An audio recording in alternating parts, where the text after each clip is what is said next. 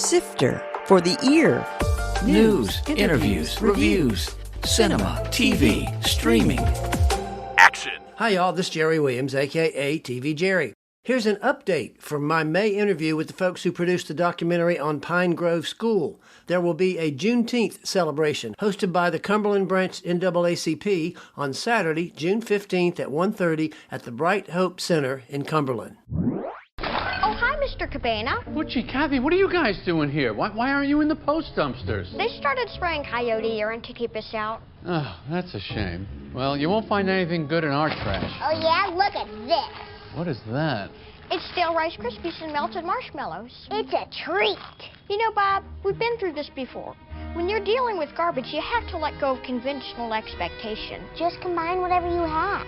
You could sure get philosophical in these dumpsters. That was a clip from the new Netflix hit written, directed, and starring Jerry Seinfeld about the creation of the Pop-Tart. In that scene, he found two kids scrounging through Kellogg's dumpster to enjoy a treat with Rice Krispies. Yep, you guessed it. Butchie, the kid getting all philosophical, is Richmonder Bailey Sheetz. He's my guest today, and our interview goes deeper than any of the local print articles, including a discussion of his visit to the Kirby vacuum cleaners plant, how he carried off some of his stunts in the film, and working with Seinfeld, Melissa McCarthy, and Jim Gaffigan. I actually gave the film 4.5 stars, and I'll include a link to my review on the webpage for this show at tvjerry.com. Speaking of reviews, Sifter Review of the Week. A Man in Full on Netflix. Jeff Daniels plays an arrogant, headstrong Atlanta real estate mogul who finds himself in a bankruptcy battle with his bank. In a subplot, his secretary's husband is jailed for assaulting a police officer. These two plots play out simultaneously to add to the soap opera elements. Famed TV writer David E. Kelley has penned the series, so you can expect drama, but this is really about Daniels' character and his conflicts with one of the finance officers, played by Tom Pelphrey. They both turn in over-the-top performances, with Daniels handily winning most intolerable. Even with him trying so hard, the series never ignites any intensity. It just rolls along with continuous, mildly angry encounters. This is the kind of bland, logarithmic stuff that streamers continually thrust upon viewers. Not bad, but not great. I gave A Man in Full 2 out of 5 stars. Bailey Sheetz, welcome to Sifter for the Ear. It's cool. I see that you actually are prepped for auditions because you have a white seamless paper behind you and a stand there. So this is your set for auditions and for interviews, I'm assuming, right? Yes.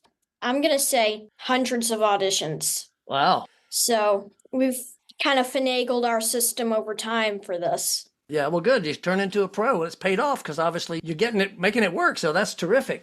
So first of all, I'm sure you've been asked this 100 million times, but I got to ask you, Sheetz, any relation to the fast food place? No relation to the gas station, restaurants, or anything. And how many times have you been asked that question? Too many to count. I'm sure. Now, your handle on Insta is vintage.bailey. What's that about? You know, I do think the old-fashioned way.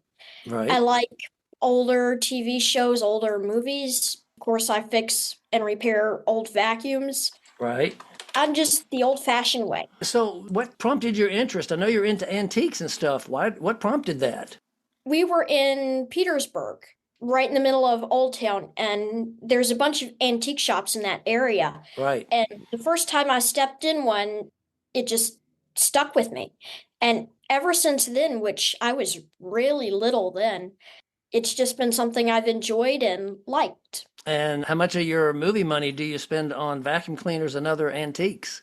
I'm mostly saving it for college, get a car, buy a house. There you go. Thanks, Mom and Dad, for that, right? Your interest in antiques turned into being a guest on season 4 of Big Little Shots in 2020, ironically, with Melissa McCarthy. That's kind of cool. Footnote. Big Little Shots was a TV show originally created by Steve Harvey and Ellen DeGeneres, featuring kids with special talents. Melissa McCarthy replaced Harvey in the 4th season. The irony is that McCarthy is also in Unfrosted. She called you an old soul. Why is that? Well, when I was on Little Big Shots, I was the first kid on the first episode. And they had changed everything since Steve Harvey was on there. Uh-huh. But they were picking out kids with special interests, special talents, And my interest has just been I collect mostly antique vacuums. I repair them, and I think that's really what got me on the show. We were coming back from the beach and we started getting emails. Can he get on our show from all kinds of places? But Little Big Shots, I was on Little Big Shots a few months after that, and they called me an old soul. Right. Just because you liked old stuff? Yeah, pretty much. Now, it just occurred to me, there was a movie I saw a few months ago where they ended up going to a big vacuum cleaner convention. Does that movie ring any bells? Have to check that out. Footnote. Actually, it wasn't a movie, but a TV show, How To with John Wilson, when he attended a big vacuum cleaner convention. I'll include a link to my review of the show, which will have a link to the series. Why vacuum cleaners? I'm not really sure. When I was really little, I loved to vacuum. I would have the little toy vacuums, but that was never enough. I had to have the real thing and do it the real way. And at first, I was actually scared to actually switch on the vacuum. So I would have to get somebody to do that, and then I would vacuum. And then later on, I figured out, okay, that wasn't going to eat me alive. That's what my dog thinks. Every time we turn on the vacuum cleaner, our dog runs and hides because he's scared of it too. So yeah, and after that, I started repairing them, figuring out how all the parts worked, and ever since I'm going to say I was 3 years old, they've been an interest. Wow, and you actually use them to vacuum, or you just use them for fun? All of the above. Oh, cool. And you got invited because of this to the Kirby World Headquarters in Cleveland, Ohio. That was cool. What was that like to be able to go there and see that? I have always had an interest in Kirby vacuums, the way they're engineered, the process of making them, creating a new model, and just the way they work, because they're unlike any other vacuum. And going to go see how they were made and engineered just blew me away. Yeah, and how are they different? Because I'm familiar with the other brands, but I didn't know that much about Kirby. How are they different from Hoover or some of the other more popular brands? Well, the main design hasn't really changed since the beginning. The old saying, if you've got something good, you don't change it. Right. And other than small improvements like adding a transmission to make it easier to push, adding little tweaks, different nozzles and things to make it work easier, they've kept the same basic design, and they're made out of cast aluminum still. Oh, okay. And none of that plastic. No, a lot of the vacuums you see now are, in a way, disposable. Right. Usually you get it once, twice a year. You would take it just to get it looked over, kind of like a car inspection in a way. Right. Because a Kirby will cost you a lot of money in the beginning, but in the long run, it'll last a whole lot longer. There you go. Of course, it didn't cost you any money because you got one free, so that's very cool. Yep. Do you have a special place in your bedroom or in the house where you have all your vacuum cleaners displayed? So my grandmother lives with us. Okay. And she has a bedroom and a living room downstairs, and she has about the largest closet in our house.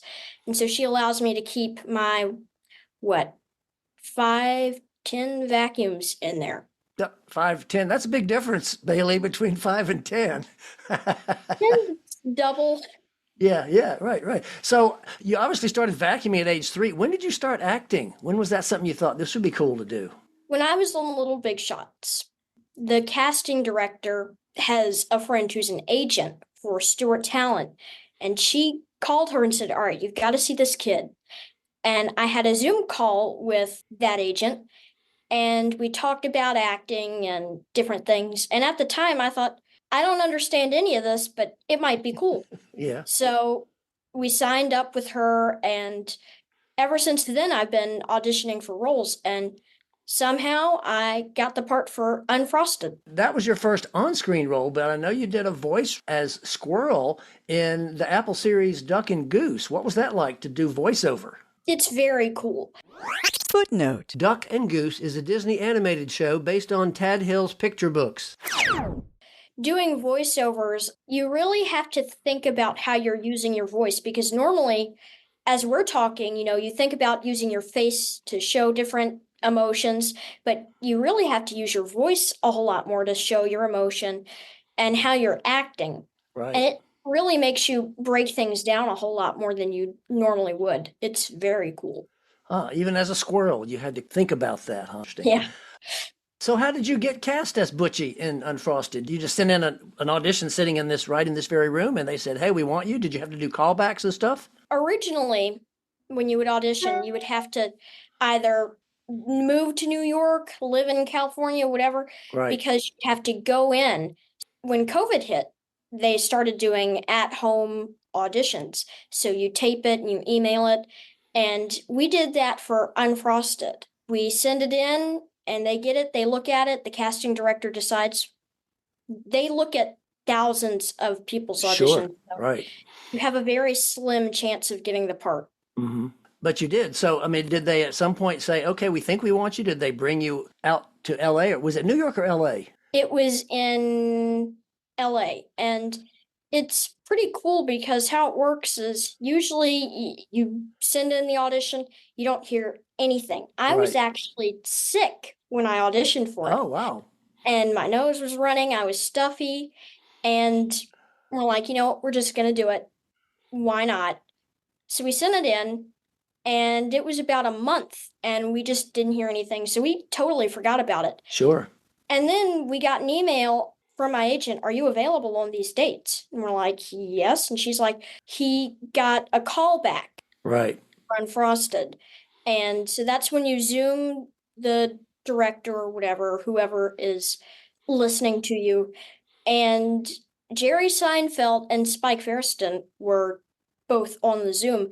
And I read the lines with Jerry, and something different that you never hear on a callback is Jerry said, "Wouldn't this be cool to show your kids, your grandkids, your family that you were in a movie?" And you Uh-huh. almost never hear that. Right. So to hear that from Jerry Seinfeld, we're like, that's not right. But I got the part. That's terrific. That's great. And of course, you're back with Melissa McCarthy again. Did she remember you? Did she recognize you when you were on the set with her? I know you weren't on every day with her, but you were on the set with her some, weren't you?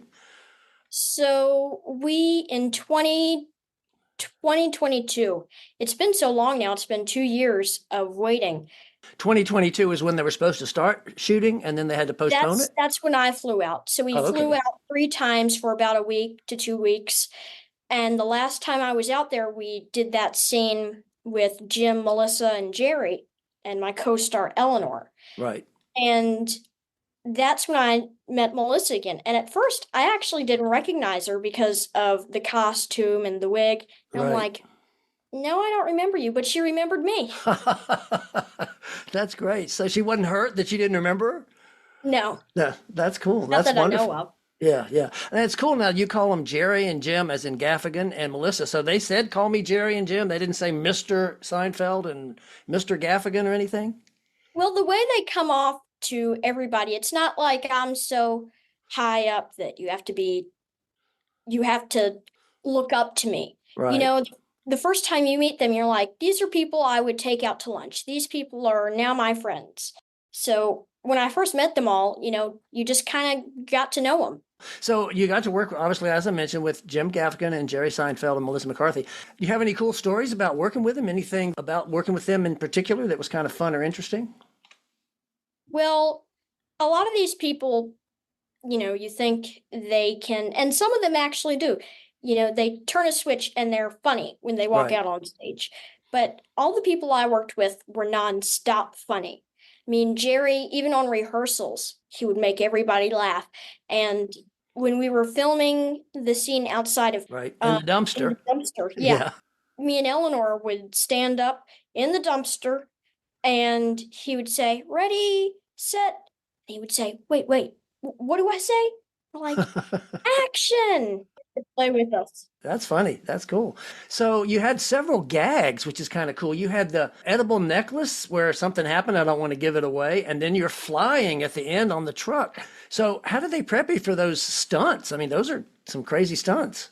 When we did the scene on the truck, I was in a harness. They cut holes in the back of the shirt and put ropes through, and I had a set of ankle cuffs on, and they put all these ropes through the harness. I don't know how they did it all, but they ran it through a pulley at the top of the arm of a crane, and they could raise me up with their hand And they just pulled me right up onto the top of the truck. There was somebody to get me in position. And originally, they were going to have my head go over the windshield to scare the driver. Ah, You can barely see it now, but they got rid of the majority of that part. right. And just to finagle that, to get me in the right spot with the cameras, it was hard. Right, right. And was that in a studio or was that out on a street? That was in the middle of the studio parking lot. Oh, okay. It was starting to spit rain and it was cloudy. And somehow they put in trees and made it look like the truck was moving. It's just amazing how they can edit that. Oh, yeah. How about that beads thing where you almost get choked to death? Oh, yeah, the candy necklace scene. That was pretty funny. They would restring the candy onto a really soft piece of thread, and they would tie a piece of metal around it that was flexible, and they ran it through the machine, and they had extra pieces of candy, and they would put them in a machine that would make them squirt out. And then once I had my head down and I was rolling on the machine for a while, they could pull that necklace away with that metal rod and would make it break. And then you see me fall back. And Wow. a lot of that, though, is edited and exaggerated the way I Right, fly right. back. That was a cool scene. And of course, there's one scene, and I imagine they prepared you for this, when Jim Gaffigan picks you up and yells at you some. We need to know the damn pectin content or I'll murder your family, your friends. I'll drown your grandmother. Why are you yelling like my dad? Did he come up first? Hey, listen, kid, I really don't mean it, but I got to do this. Or how did he prepare you for that? We rehearsed that scene pretty early in the morning, and we weren't in our costumes yet. We're running through it all. Everybody's in their places. And he just picks me up and goes, "We need to know the pectin content." I'm like, wasn't in the script, but okay. He sat me back down and we carried on with that way. Oh, good. So that's impressive for you that you didn't break character. You just stayed in character and let him do that. That's wonderful. Yep. You mentioned Eleanor earlier. Eleanor was the other, I call them smart aleck kids in the dumpster. How was working with her? Because obviously you two were the only real kids on the set. She is another nonstop funny person. She lives in LA. You know, from the beginning, we just kind of were like, okay, we're going to work together and we're going to be friends. And I still call her and text her, and she's just a very funny and easy person to work with and get along with. That's great. I was going to ask you if you stayed in touch, but that's cool. So you had to say at one point in that scene with the three of them, fresh flatties and dextrose dillies. Do you know if Post has a name for theirs? I believe they were going back and forth between fresh flatties and dextrose dillies. Those are both strong. How many times did you have to say that, or did you get it perfect the first time? Because those are complicated words to spit out. Well, when we started, it was like, fa fa ha, fa fa ha. And I'm like, how am I going to say this? And eventually, after running it a few times, it stuck. Oh, good. Okay. But how have the reviews been from your friends and even your family of the movie? Have they enjoyed it thoroughly? Pretty much everybody I have asked about it have enjoyed the movie thoroughly. So how many times have you seen it? Probably about 5 times now. Okay. You still enjoy it every time? You find new things? I love that movie to death, but it's gotten to the point where it's like, all right, I know everything about it. I've Right. seen it all, done it all. I was in it, Right. and it was pretty cool. But now it's just, all right, let's see something else.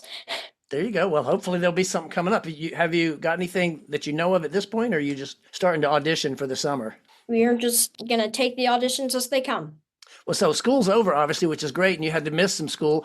How have your classmates and your friends reacted to your newfound fame being on Netflix? Well, actually, at first, when I was at in-person school, I'm now doing virtual like we're doing right now. Right. At first, they didn't believe me when I was in person. I'm like, just look me up. Right. And they did, and then they're like, it's not making sense. And eventually, they all started to catch on. And now that the movies come out, they're like, whoa, Yeah. how did this happen? I assume at this point you're going to continue to act. You're not going to just quit at this early age. Is this your career choice, or are you going to be a vacuum cleaner salesman? Who knows what I'll do? Right now, I really like doing it, and as long as it stays that way and the auditions keep coming, I guess I'll continue with it. There you go. And what do you plan to do this summer? I know we're gonna go on a few vacations, might see some family, do the regular, just usual summer vacation.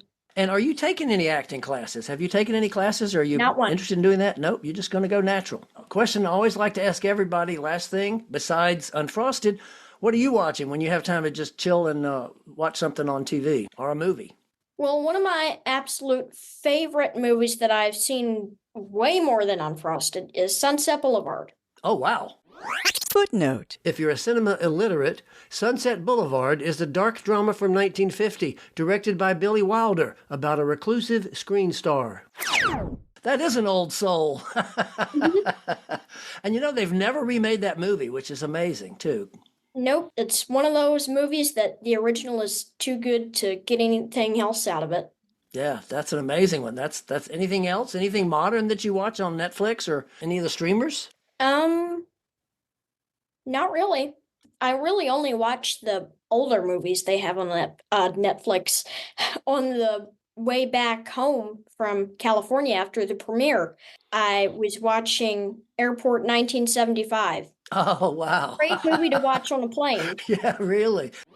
Footnote. Airport 1975 is a disaster flick about a 747 flight that collides with a small plane and is pilotless with an all-star cast. Speaking of that on the plane, so how was the premiere? I'm sure it was exciting. What was that like? My first ever premiere, it was amazing. At first, I was like, I don't know what to do. So I just kind of stood there. And then after a while, you start to figure it out. And then you kind of open up to it. Because at first, you walk out, it's kind of intimidating. You've got all these people with pictures like, look over here, look over here. All right, do this pose. Look over here. Stand there. All right, you got to stand on this tape.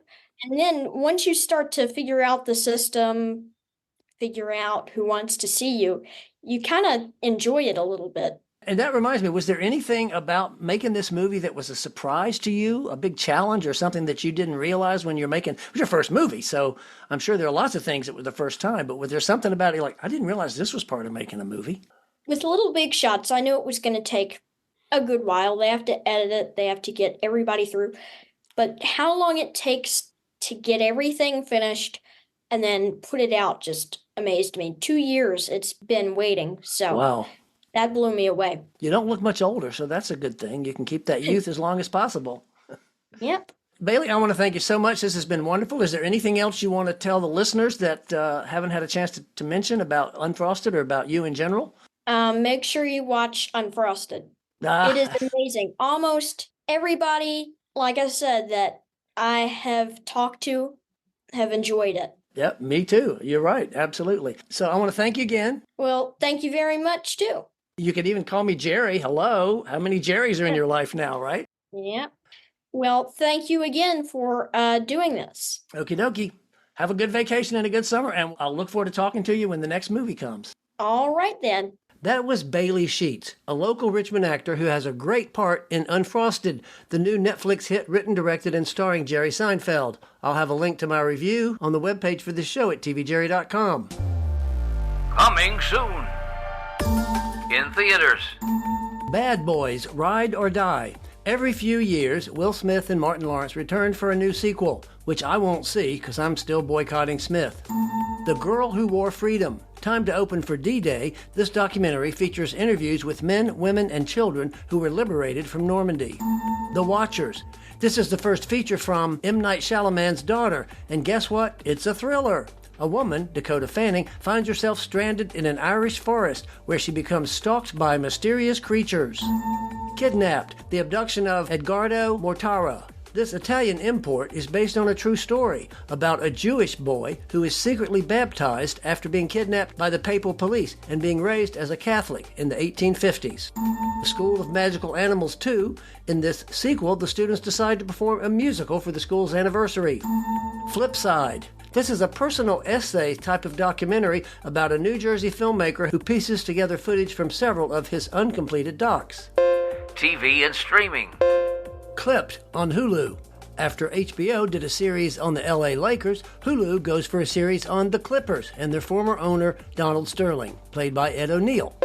Hitman on Netflix. Glenn Powell plays a pro assassin who was hired to kill more than 60 people in Texas, but he's actually not a hitman. Directed by Richard Linklater, with Powell co-writing.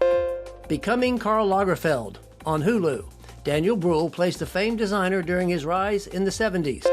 Tour de France Unchained on Netflix, a documentary that follows 8 teams taking part in the world's most challenging bike race. Queenie on Hulu. This is about a young black British-Jamaican woman who's trying to find her way in the world, from the novel by Candace Carty-Williams. Next week, we're going to talk with retired film director Donald Silverman about his life producing commercials in the heyday of local production, plus his new book. That's all for this week. This is Jerry Williams. Thanks for listening. For more Sister, including literally thousands of reviews, Visit tvjerry.com. That's a wrap.